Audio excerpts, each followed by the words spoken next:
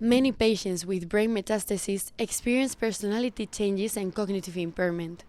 A pioneering study may have found the reason why it happens. Cognitive loss in patients with brain metastases may be due to a tumor hacking the brain's activity. When cancer spreads in the brain, it interferes with communication between neurons. This is a discovery made by researchers from the Spanish National Research Council and the Spanish National Cancer Research Center, now featured on the cover of the scientific journal Cancer Cell.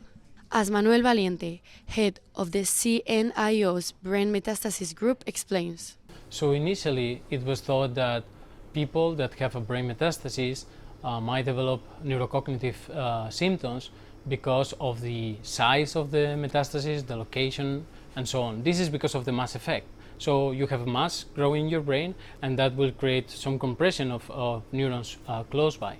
However, the reality is that not all patients develop symptoms, and it not always correlate the size of the metastasis with the amount of neurocognitive impairment. So we have challenged this paradigm, and we have found a new explanation on why this could affect some of these patients with brain metastasis.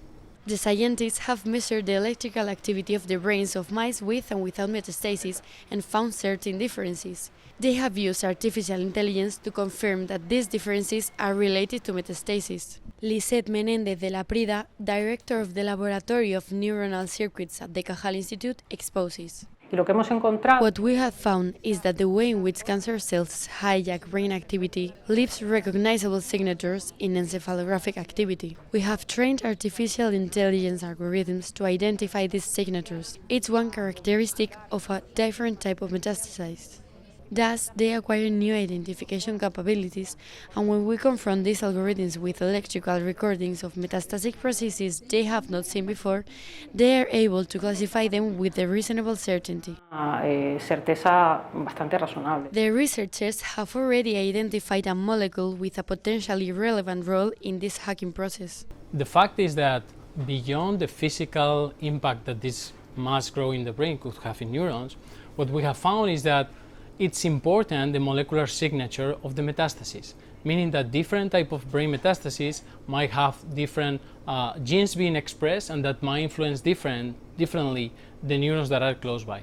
We have identified indeed some molecular mechanisms that might be the proof of concept of a new opportunity to develop not only to develop this knowledge further, but also to develop new therapeutic applications and ways to follow brain metastasis non-invasively. This is a first step. By analyzing electroencephalographic activity alone, we can already identify recognizable markers. By integrating this with other strategies for monitoring molecular changes, we could make progress towards early diagnosis. Patients may one day have a drug that prevents or mitigates the neurocognitive effects of metastasis on the brain.